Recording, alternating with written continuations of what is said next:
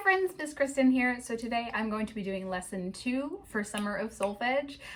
So without further ado, let's get into it. This is meant to be used as a practice resource for my students and any other students who happen across this video. So let's do a little bit of solfege today. So I believe in my first lesson I covered basically just the major scale. We plunked it out a few times. So let's begin with just the major scale as a warm-up, starting with Do. Everything I'm doing is in C major today. Of course, with movable Do, you can move them to different keys as you wish. But just for ease of access and ease of everything, we're just putting it in C. So, oh, sorry. Again, scooching my chair. So let's start with like I said, just a major scale. So you can look here if you're unsure of the syllables. We also have a couple minors in there, which we might talk about. I'm not sure. So Do, okay, 1, 2, ready. Do, re, mi, fa, sol, la, ti, do. Let's breathe, go. Do, ti, la, sol, fa, mi, re, do, right? Good.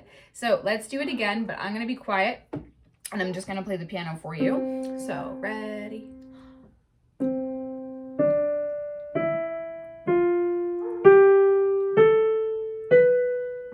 Breathe.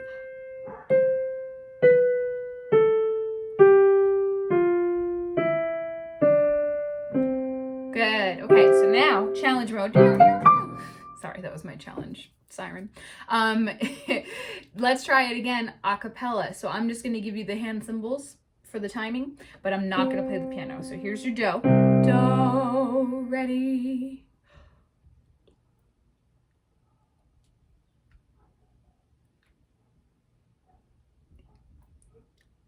Breathe.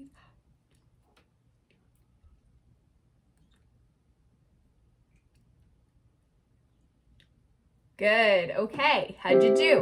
That's your high Do. That's your low Do. Again, most often I find that people go a little flat around mi and fa. Same thing at Ti Do. So now let's try a couple of different intervals today. So intervals are the distance between two different notes. And it's pretty self-explanatory, honestly. So if this was in C, sorry, I should probably also write I need a different color. Write the notes that correspond there for you. Let's use blue over here. So if this is in C, E, F, G, A, B, C, E flat, A flat, E flat. So in C, a major second would be C to D. Of course, you could, again, this transposes, but just using this key. So we have C, D, or Do, Re, and this is known as a major second because a minor second would be a half step. Do, Ra, or Do, D, probably because we're going up. So big difference. Do, Re is a major second. Predictably, if you keep going, so that would be C to D. This would be C to E. It's a major third. Do, Mi, right? Let's try each of these. So can we do Do, Re, Do, Mi, like that? So let's try it. So Do, ready. Do, Re, rest. Do, Mi. So that's the major second, major third. Next, we go to the perfect fourth. So again, you'll notice it's P4 and not M4. It's called a perfect fourth for reasons I don't remember at the top of my head, to be honest. But the perfect fourth, perfect octave, perfect unison, and perfect fifth are different. And I believe that has something to do with the harmonic series and also the history of different intervals. Maybe that's for lesson 3. I'll make sure to look that up so I know ahead of time, but we do call it the perfect fourth because it's a perfect consonance. It has a certain sound to it that the major or minor intervals just don't have. It's just clean, and it's, again, it's the overtone series.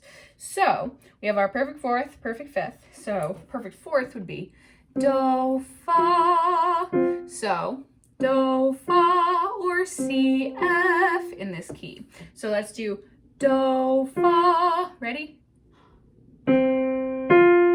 Great. Let's try do, sol, which again is the perfect fifth, perfect consonant. Okay, so open fifth rather. So do, sol. Ready? Great. Predictably, what comes next? C, A, which is a major six. So the way I learned this, I don't know if people watch TV anymore, but the way I learned it when I was in school is it's the little jingle to NBC. NBC. So it'd actually be do, la, fa. I think they still use the jingle. I don't know, but I don't know if my students watch NBC. But that is the way I learned it. So NBC. Also kind of like Here Comes the Bride. Perfect fourth, right? So we have NBC. Can you just try that? Let's do it. Ready? So now go do, la, fa. Ready?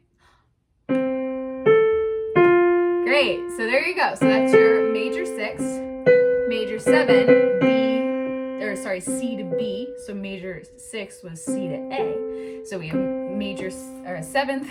Sorry, I'm getting my numbers all crossed. C to B. So let's do do, ti. Right? Let's try it. Ready? Good. And then perfect octave. Do, do. Ready? Good. Okay, so those are all your intervals within a major scale. In a minor scale, they would be slightly different. So we will go over that at a future date. But I want you to practice these. So let's try now doing each of them one after another. So do, re, do, mi, do, fa, do, sol, do, la, do, ti, do, do. The exercise everyone knows. So let's try it. So I'll again try to play, sing, hand cymbals, and then I will be quiet and have you just do it with the piano. So let's try that exercise. And we're gonna go down too. Right? So let's try it. Starting down the bottom. Ready? Do. Do, re, do, mi, do, fa, do, sol, do, la, do, ti, do, do. Breathe. Do, ti, do, la, do, sol, do, fa, do, mi, do, re, do, do. Let's try it by your lonesome there. So I'm just gonna play in cymbals. So do, ready?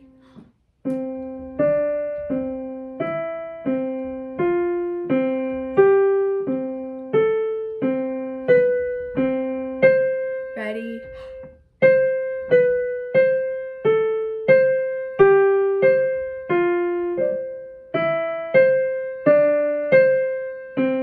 Good, I hope. So that's a really, really great one. There's also one that everyone does. That's like do, re, mi, re, do, re, mi, fa, mi, re, do, re, mi, fa, sol, fa, mi, re, do. It's basically like running up and down stairs. So maybe I'll save that one for next week. But for now, let's do do, re, do, mi, do, fa, do, sol, do, la.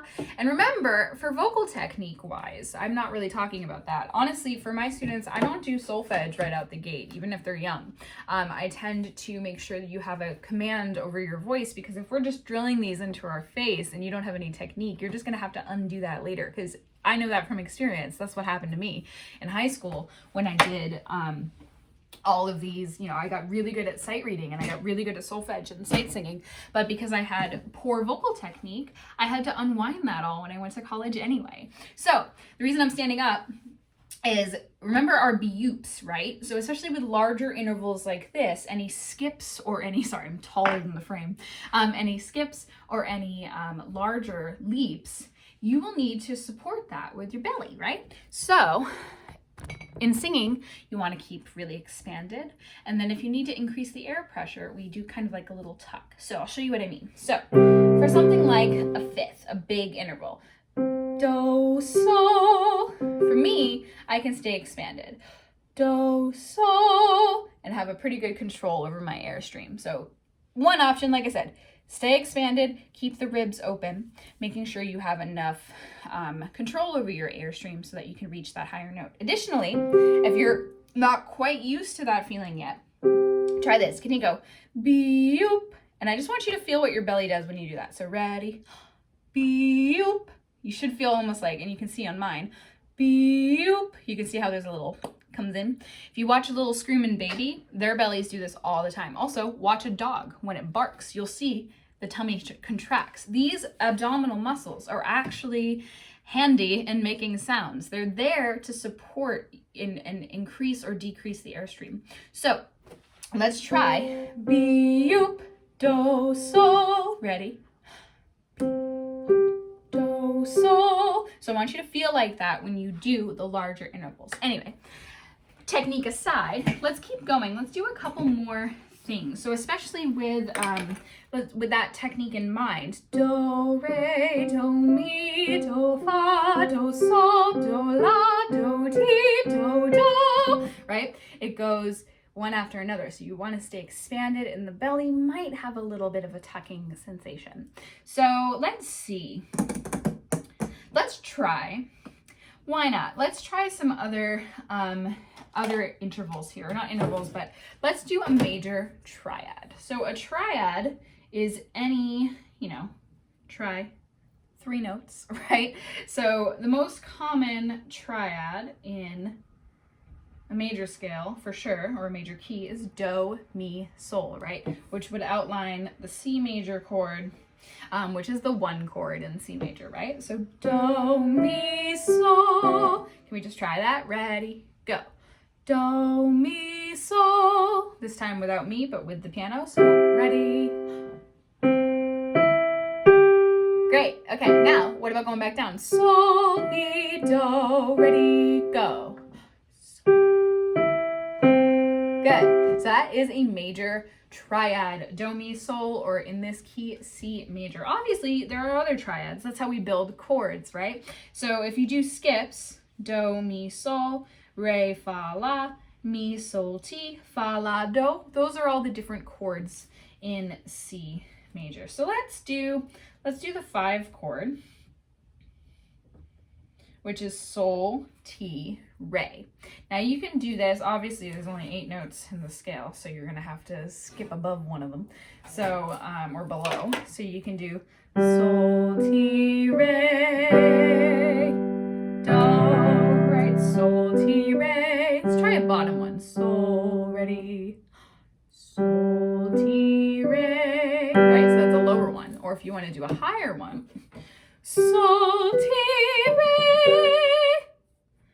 do, right? So it always, the 5 chord always points, especially with the 7th, to the 1 chord. So we have 5, 1 here. So let's try that. Can we try this actually with a little bit of harmonic motion so our ears can get used to it?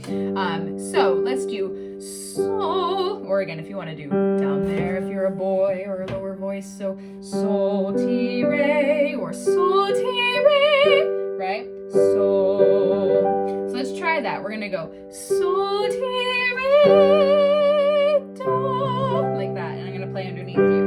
So let's try that. So ready and set.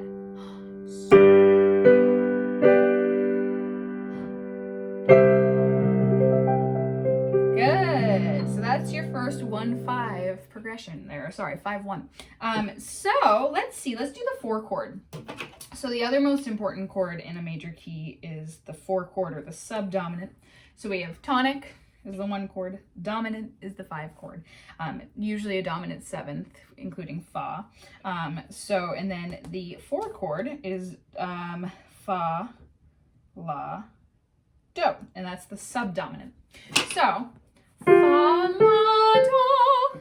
Let's try that. So fa, la, do, or fa, la, do, depending on your voice type. So fa, fa, ready.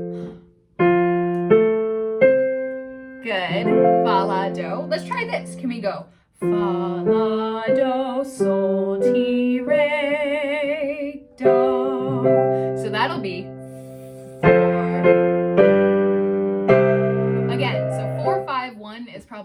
the most common chord progression behind just 5/1. So we'll talk more in this series about chord progressions and how, you know, we can relate that to solfege, because it's important that singers understand harmonics and theory as well. It's just that our language surrounding it is a little different, because most singers come to reading music after they've already started singing. It's the opposite for instrumentalists. That, you know, they're like, welcome to piano, first day, here's your book, and the book teaches you how to read music. But singing doesn't have that same system, so that's why we use solfege a lot of the time. Of course, if you want to be a high-level singer and you want to be a professional, yeah, definitely learn how to read music. But you know, I'm not in the business of shaming people for what they don't know. So I'm trying to give you the tools to achieve some of these things without feeling so overwhelmed. So let's try that exercise 4-5-1, and then we'll be done. So we have fa, la, do, sol, ti, re, do. And I'm gonna play it underneath us. So fa, la, do, sol, ti, re, do. Let's try it. So ready? Fa, la, do. 1, 2, ready. Sol, ti, re, do. Right? So you got a little bit of that progression underneath you. Sorry, it's hard to play. I'm literally just shoving this, like it's just leaning against my chest. So hopefully that was helpful. So today we went over, reviewed the full major scale, started to talk about the intervals within the major scale, and then did a little bit of chord progression work, introducing the tonic, the 1 chord, the dominant, the 5 chord, and the subdominant, which usually precedes the 5 chord, subdominant. The 4 chord. So there are other subdominant chords though, but the 4 chord is called the subdominant chord. Yeah, I think that about wraps it up. So I hope you found this video to be interesting and informative, and a good practice tool. So happy singing, and I'll see you guys again soon. Bye-bye.